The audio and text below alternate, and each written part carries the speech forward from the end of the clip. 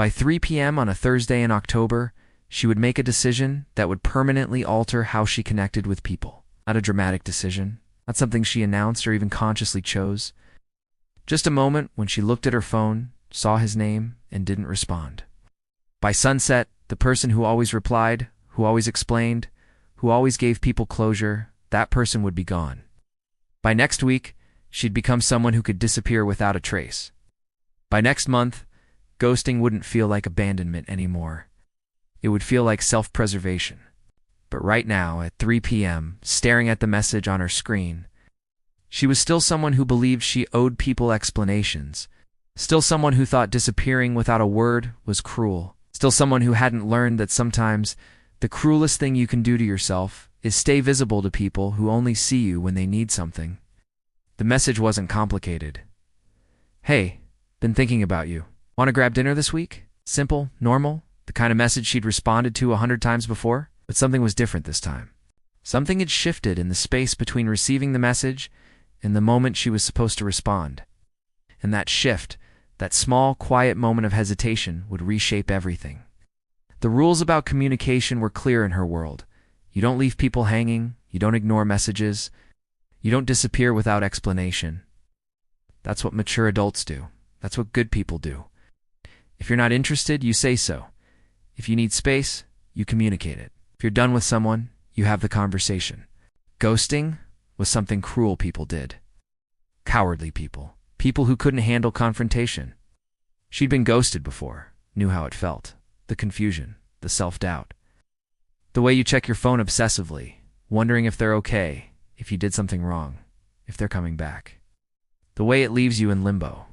Not rejected clearly enough to move on. Not wanted clearly enough to stay. It's a particular kind of torture. But she'd promised herself she'd never do that to someone else. No matter what. No matter how uncomfortable. She'd always give people closure. That was the rule. The moral standard she'd held herself to, and she'd followed it religiously. Even when a relationship was clearly over, she'd had the conversation. Even when someone had hurt her, she'd explained why she was leaving. Even when every instinct told her to run, she'd stayed long enough to provide an ending, because that's what decent people do. But the rule assumed something she was only now beginning to question, that everyone deserves an explanation, that closure is always owed, that communication is always possible. It assumed that the person asking for your time, your attention, your emotional energy, that they've earned the right to it. And it assumed that giving closure doesn't cost anything, that explaining yourself is free, that staying visible while you leave is just good manners, not an act of self-sacrifice. She'd operated under these assumptions for years, till the day she couldn't anymore. She stared at the message. Hey, been thinking about you? Want to grab dinner this week? From someone she'd been seeing casually.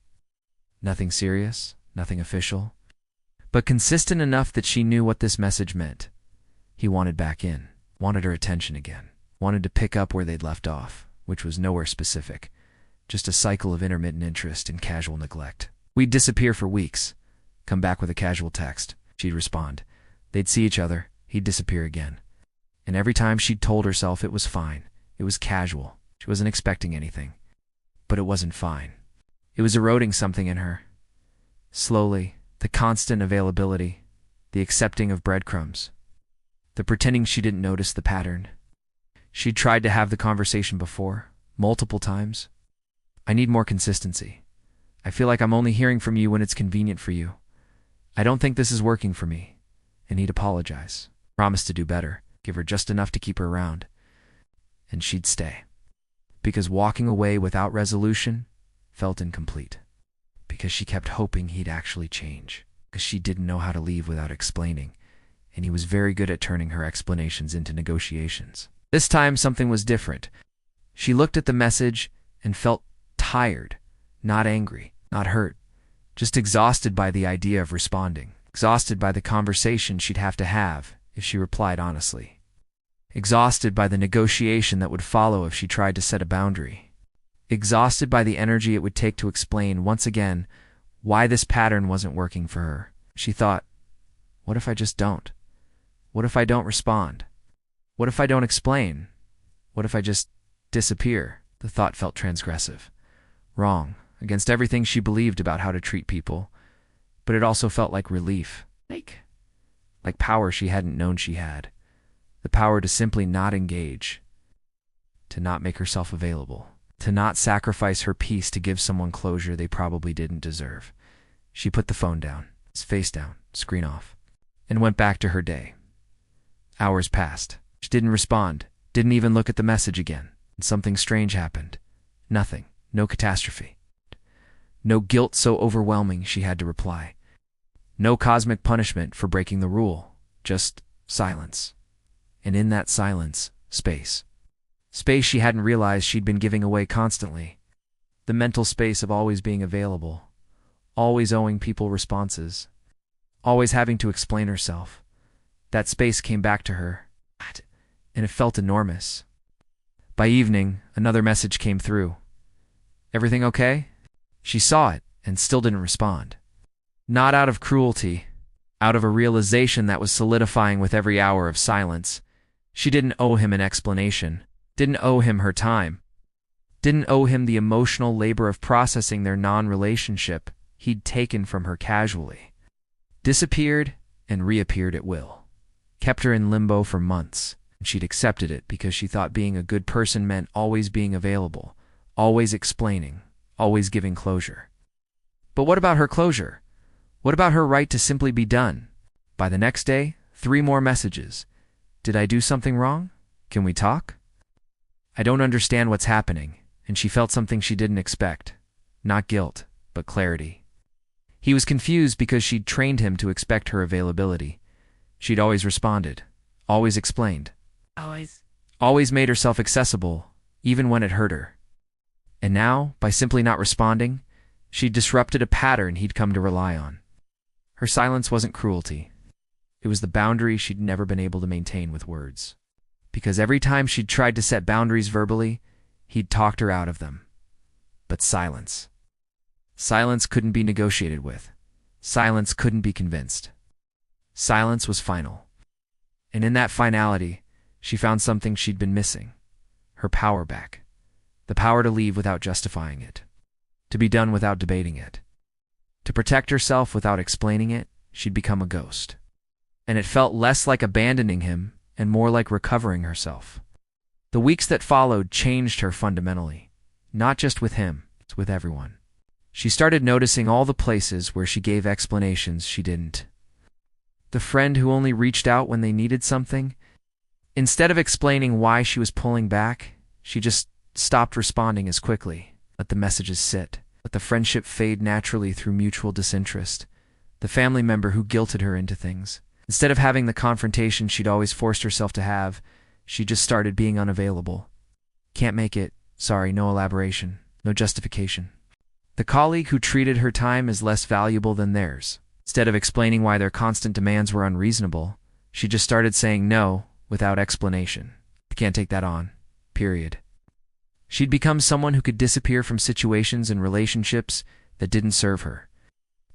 Not dramatically, not with confrontation, just quietly, through absence. And what surprised her most was how little explanation people actually needed once she stopped offering it. Most people accepted her absence and moved on. The ones who didn't, who kept pushing, kept demanding explanation, kept trying to draw her back in, those were exactly the people she needed to ghost. Because they were the ones who'd never respected her boundaries when she tried to set them with words. She'd internalized something dark but true. Some people don't deserve your explanation, don't deserve your closure, don't deserve your emotional labor. Ghosting isn't always cruelty. Sometimes it's the only boundary that holds. This is how ghosting becomes a survival skill instead of a character flaw. You don't start out as someone who disappears. You start out as someone who stays too long, who explains too much, who gives closure to people who never gave it to you. And then one day you realize the people who deserve explanations don't need them. They already understand. They already respect you. The people who demand explanations, they're not asking for closure. They're asking for one more chance to negotiate your boundary. One more opportunity to talk you out of leaving. If you give it to them, they'll take it. Every time. So you learn to ghost. Not because you're cold. It's because you've learned that some people will hold you hostage to your own kindness if you let them. That some relationships don't end with conversation, and with absence. that sometimes the most honest thing you can do is simply stop pretending you're available. Modern psychology calls this protective withdrawal. It's what happens when your nervous system learns that engagement is dangerous, that explaining yourself gives people ammunition, that staying visible while trying to leave makes you vulnerable to being pulled back in. So you disappear, you ghost, you withdraw. Not as a first resort, as a last one. It's after you've tried to communicate and been ignored, after you've set boundaries that were violated, after you've explained yourself until you were exhausted and nothing changed. Ghosting is what happens when words don't work, and you're finally ready to prioritize your peace over someone else's closure. The person she'd become, someone who could disappear without guilt, without explanation, without the need to justify her absence. That person was created by all the times her presence was taken for granted. All the times her explanations were used against her. All the times her attempts at healthy communication were met with manipulation. She didn't choose to become someone who ghosts. She was trained into it. By people who wouldn't hear her when she used her words, who wouldn't respect her when she set boundaries politely, who wouldn't let her leave gracefully. And now, ghosting wasn't cruelty. It was self-preservation. The only form of no that couldn't be negotiated. It's the only boundary that couldn't be crossed. The quiet disappearance of someone who'd finally learned, you don't owe everyone access to you. You don't owe everyone an explanation. You don't owe everyone closure. Sometimes the most powerful thing you can do is simply become unavailable. Not with drama, not with confrontation, just with silence. Let your absence be the answer they didn't want to hear.